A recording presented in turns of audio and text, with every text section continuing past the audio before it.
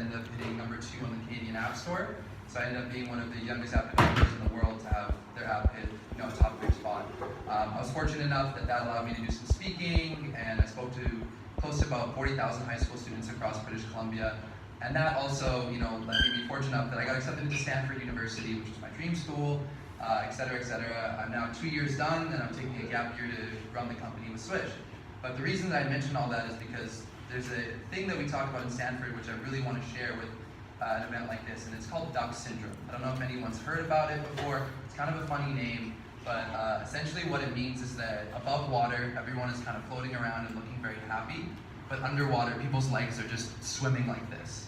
And the reason we talk about it a lot at Stanford, and especially in the Valley, is because there's a culture there of success. There's a culture there of succeeding over everything, and there's a culture there of hustle, right? And part of hustle and part of success isn't telling someone when they ask, hey, like, how's your startup going? It's like, yeah, it's great. We just spent $100,000 on this activation and didn't get any of the results that we wanted, but we're awesome. Like, none of my friends that were creating startups or doing any of that would ever say that. It was always like, yeah, man, we're great. And then, like 3 months later, when we were like sitting down and we were just like fully not talking about business, it would like come up in conversation. So I don't have too much, but the one thing I wanted to share with all of you here. So first off, congratulations for all of you guys being here, because that's amazing. Like a round of applause for all of you guys for taking the time to come to an event like this and talk about it.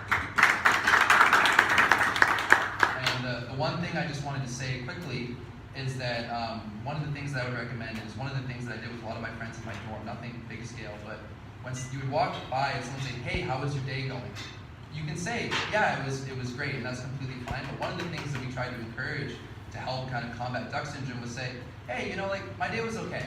Some stuff didn't go the way I thought it would, some stuff did, but I'm gonna try to do my best to take the most from that and learn and get at it the next day, right? Like kind of having that positive mentality approach, but letting people know that not everything is picture perfect, right? And I think in the realm that we live in nowadays, where social media, people put their best foot forward, at work, people put their best foot forward, and oftentimes what you see from people is the exact best image, and you don't see a lot of those cracks or those divots that really make us human. That would be one thing that I would really give a piece of advice if I could. A lot of people are like, oh, like the reason I don't tell people is I don't want to burden them, because I know they're going through a lot too. But one thing that I would say is, you don't always have to maybe put a burden, like you can try to put a positive spin on it, but at the same time, even if there is a bit of a burden, that person might be going through something similar, or if anything, they might find comfort in the fact that you are also going through something as well.